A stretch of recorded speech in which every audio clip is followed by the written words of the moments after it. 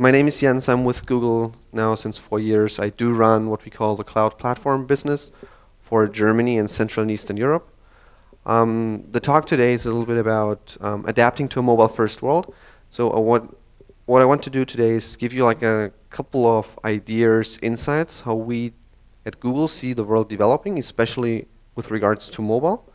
What are the experiences that we have made in the mobile world? Also from a gaming perspective, and what are the experience that we have made with partners that are working with us. I'm not so much going into the stuff that I usually do, which is talking about the products that we have. So if you're interested in those products, you can come up to me after the session and we can have one-on-ones, or I can forward you to some colleagues. But it's more about sharing the experiences and the best practices that we have seen. So let me start with a few things that we're seeing and a few key trends that we're seeing and why we think mobile is that important. And while also at Google we are about to shift the whole company to focus not solely on mobile, but on mobile first with all the products, all the services that we do. So there's one thing that everybody should take away from today. Mobile is here to stay, and mobile is here to grow. So there's two numbers up there. So there's already 2 billion users or 2 billion mobile devices that are out there that people are using. So already 2 billion devices that are connected to the internet that are mobile are out there. And by 2020, about 80% of all adult internet users will own a smartphone. So 80% of all users that are connected to the network that are using any stuff of computer will own a smartphone, will be mobile. If you're not working with this trend, if you're not prepared for this trend, if you're not looking at this over the next 5 to 10 years, you will be in big trouble with whatever you do, either be it gaming or be it for any other application. So mobile is not a trend, it's a fact, and mobile is here, and you should be prepared for that. Second thing that we're seeing and we think is very, very important and you should have in mind is users, people are connected, and they're connected always. This is the demographic you will deal with over the next 3 to 5 years. They're chatting to each other, they're socially connected, they're interchanging ideas and thoughts with each other all the time, and this is what they're expecting from their applications. Their applications have to be real-time, their applications have to be connected, their applications should not be siloed and limited to only their device. They want to communicate and interact with other people.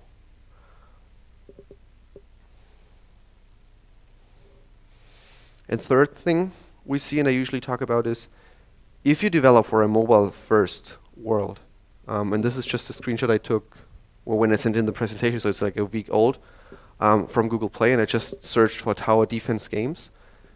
For people that are using applications in a mobile world today, switching is very, very easy.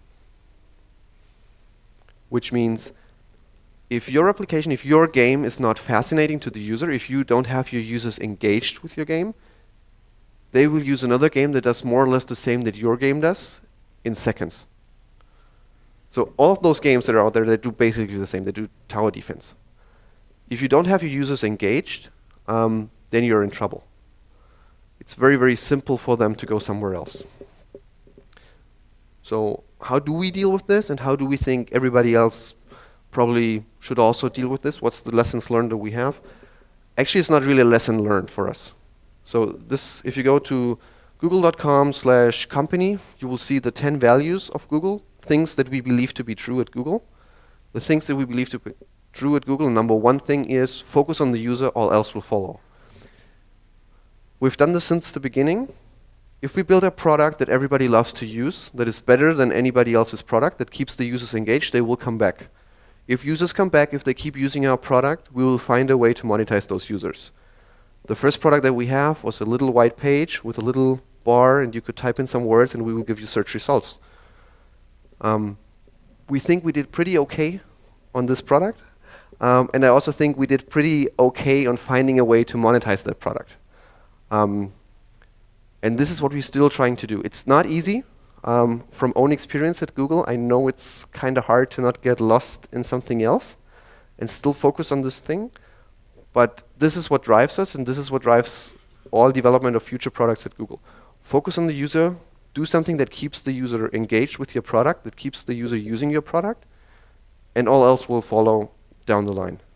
But this is the very first and most important thing that you have to do. And it's even more important for mobile, because the stickiness at mobile is all about engagement. If you don't have that engagement, there is no stickiness to your product.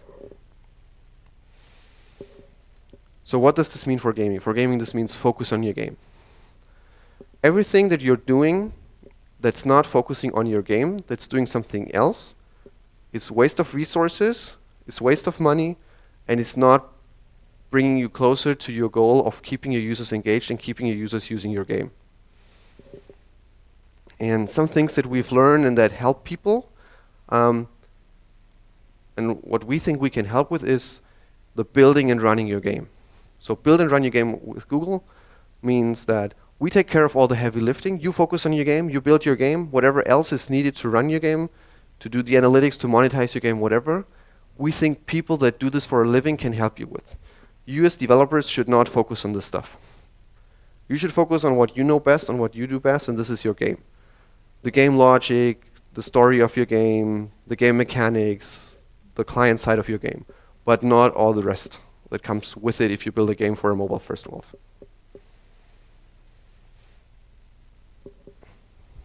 So what are some of the learnings I want to share? And some of the learnings are learnings that we had ourselves. So we do have a little augmented reality game called Ingress. Anybody knows Ingress? Show of hands. Okay, a few people, 3, 4 people.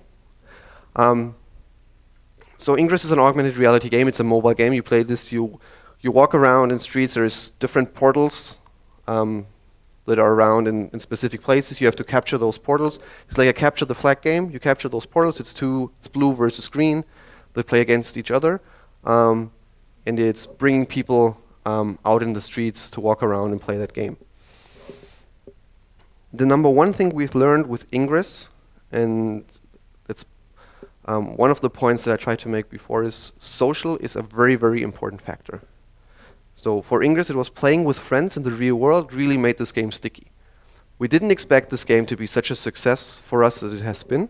We didn't expect that many downloads. We didn't expect that many people to play this game that much. But when we ask those people why they're doing this, it's all about the social aspects. So they meet with other people, they play with those people, they really engage with those people. There's an in-game messaging system so they can send messages to each other, and this really keeps them engaged with the game. So there's a map of like where there is, or there have been different events with people that are playing this game. And for me, I'm playing it a little bit, but I'm not really good at it, and I'm not a high level at it. And where I live, there's not many Ingress players around, so I'm always surprised and really, shocked may be a too hard word, when I see those events. But this is like how those events look like. There's dozens, there's hundreds of people meeting. Like they set up an event, they put a Google Plus page out, they put a Facebook page out and say, next week, this and this date, we meet in this and this city, and we play capture the flag against the others on that day, more or less. Like they play Ingress. I think we had a big event in Munich where there was over 1,000 people coming all over Europe for a weekend to just play Ingress. This is incredible, and this only happens because they know each other, because they know to like playing with each other, and it's a social community that got created around that game.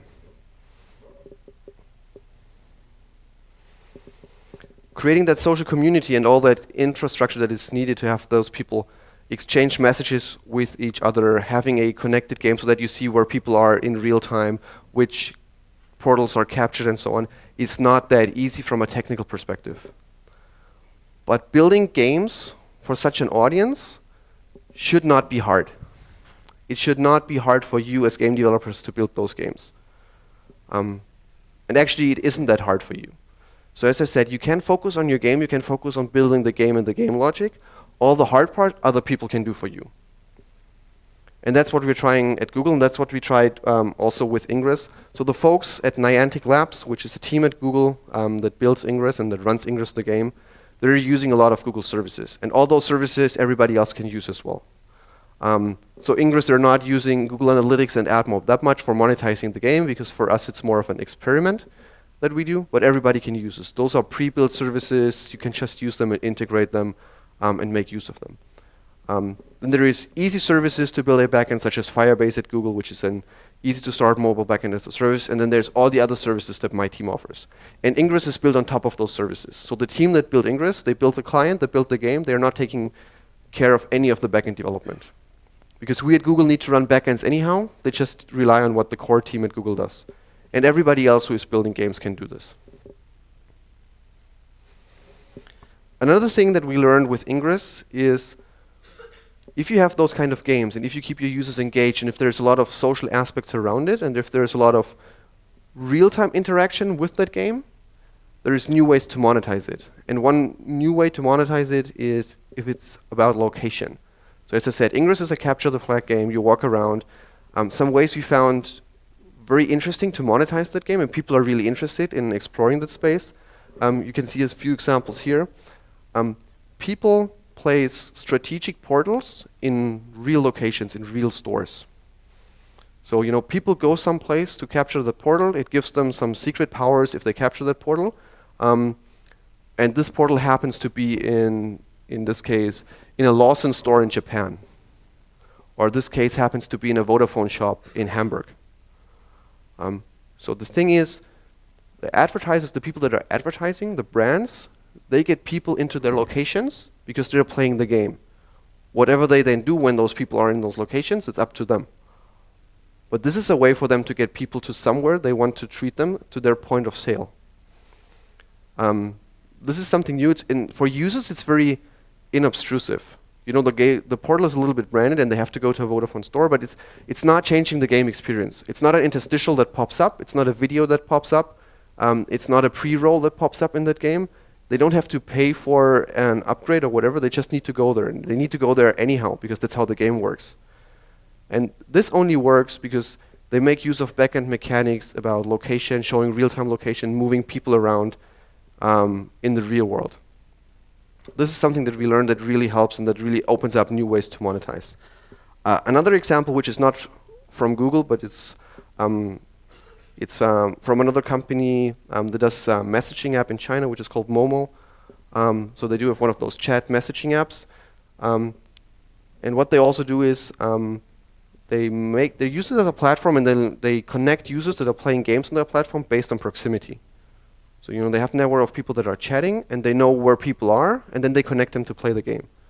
And it turns out that people are more eager to play games against somebody else that is in their proximity than to play with somebody that is very far away from them. So location is also a key feature to keep engagement with your game. That's something we've learned, and we did not expect it to be that a key feature when we started doing this. Last example I wanted to share, and that we had with partners when we worked with them on mobile games. It's very important to discover new users and to discover the relevant users that you have. Because I said, it's all about engagement and keeping the users. If you're not finding the right users and the right users you want to target with retention mechanisms and with upgrades and so on, it's a waste of effort. And you're not getting out all the revenue of your game, all the benefits of your game that you probably could do. So one example that we see, and this is an introduction to how we approach this with that partner.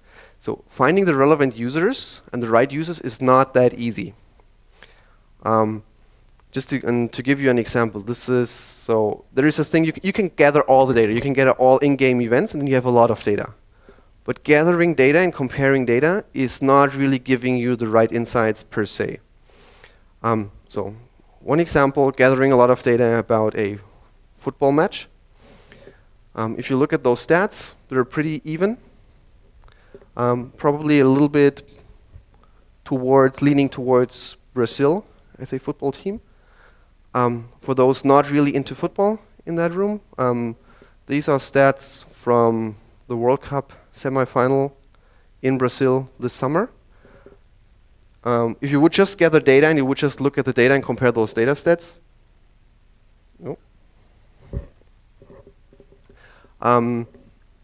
you would think, well, pretty much the same team, same strength, and you would guess from an insight that it's a pretty equal game. So that's the result. So actually, it was not a very equal game. But you only get insights if you look closer at the data and if you do more with the data and you analyze the data closer. So we did works with GameSys, GameSys in the UK. And what they're doing, they gather all the data, so they get all the insights or all the information that you had on the first slide. But then they use a lot of tools that we provide that are automated, that they just have to plug in. That make it very easy for them to dig deeper in that data and to get even more information out of the data and get the real insights. And once they have this, they use this for a lot of user engagement techniques, automation, with some predictive algorithms that they can also run automatically to target the right users at the right time with the right mechanism. So for example, they send out offers to users, they use the right channel at the right time, they know when they reach users easier by Facebook, they know when they reach users easier by mobile messaging directly via the app on their iPhone or on their Android device. They know when users are probably offline and it's better to send them an email, so next morning they open up their email account, they get the offer in via email.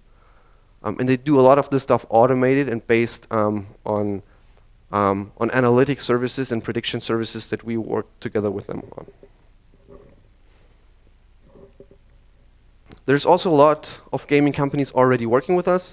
We do stuff ourselves with Ingress. There's a lot of large studios, small studios, a lot of people working with us. So it's not something that we just started and nobody's using it at the moment. We already see a lot of people working very closely with us, and that's where we gain even more insights and try to help gaming studios that work with us even more. Finally, what you should take away from this talk: if you're building a game, the most important part for you is to focus on your game. Make your game as sticky, as engaging for your users as possible, and don't worry about all the rest, all the complexity of how to build and run that game with a backend infrastructure and make all those messaging and real-time services work. You should not have to worry really about what are the tools to grow your audience. You should not really worry about how to best engage your users and how to monetize those users. There is people that can help you with on all those aspects. It's not the key thing that you as a developer should do. Of course, that's why I'm here. Google can help you with all of these parts, but I'm not saying that it has to be Google that helps you with 360 with all of this. So we can work with you on all of those parts, but we don't have to. But you can look in all those different parts. You can come to us or you can come to somebody else. But don't try to do this all yourself. Go to somebody that does this. This is the experience that we made. This is the best practice I can share with you. Let somebody else do the heavy lifting of that part that's not key to you. Key to you is building your game, making your game as sticky as possible.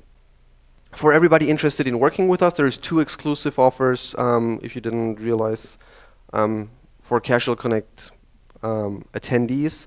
So there's one offer for a credit on Google Cloud Platform, which is all the infrastructure services and so on that we provide, which you can get if you go to the Google booth, you sign up, you get $5,000 of credits from us.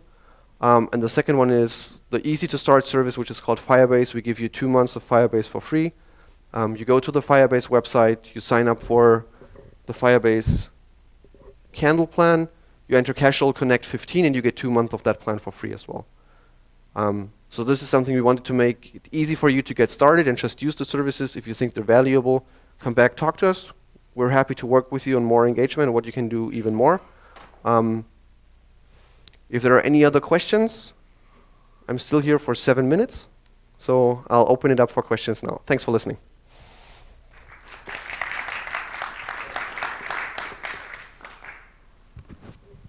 Thank you, Jens. Any questions in the room? Can I just see a show of hands? How many of you are small or indie developers that are here? Okay, well, Jens, maybe one place to start with just the crowd is, I think for small developers, indie developers, they feel a certain level of intimidation with companies like Google because it's a large business, it has such a large reputation. Can you speak a little bit to how the indie community can connect with Google and take advantage of some of these products and services? Yeah, sure. So, number one, don't feel intimidated. We're as human as you are, so we're easy to approach. There's different ways to approach us. We're trying to be at Casual Connect, other conferences where usually indie developers also are, so you can approach us. There's always a way of approaching us online. We're trying to get back to you as soon as possible, either by phone or by email. And then we have a team either based in Dublin or based in different markets that can also work directly with you. There's even more stuff that we can do. We also have a team that does developer relations, that does hackathons and all kind of stuff. So we try to get really close to you, and limit the barrier of like friction between a small developer and Google as much as we can. I'm not saying we're perfect, but we're trying to be very close to developers as well. Any more questions from the audience? No one. So I have one more. Yeah. Well, we've got you here. So I would love to just hear a little bit more about your analytics as a service model. We didn't hear a whole lot about that in this particular presentation, so maybe you could just tell us a little bit more about that service and what your tools provide. Sure. I mean, there's different things that we do. So there is, of course, we do Google Analytics, and most people probably know Google Analytics. You can use Google Analytics to do, I would say, some of the general stuff that you would use to analyze what your users are using, how they come to your website, how they come to your game, how they're engaged with it. And then we have tools that we use internally at Google that we use for analyzing large sets of data. So we started using those tools to do internal log file analysis, for example, at Google. You can imagine that as we run a few servers at Google to make Google run, there's a couple of log files that we have, so there's a huge amount of data we have to crunch if we want to find some anomalies in that. These tools we're opening up, everybody can use them. They're very quick, they're very fast, they can handle as much data as you throw at them. And for example, Gamesys is using this. So they're collecting all the in-game logs, they just push it into Google, they don't care about the infrastructure and the service themselves. The tool is very simple to use. You use a SQL-like query language. Although everybody who can query SQL can query our tools. You can do whatever queries you want, mash up data, take different sources of data, your campaigns, whatever you do, and get some results out of this. We're trying to make this even simpler by launching new services that automate a lot of that stuff. So it's even simpler for you to use this, so you just specify what you want to do, and then a lot of that stuff gets built for you and run for you automatically.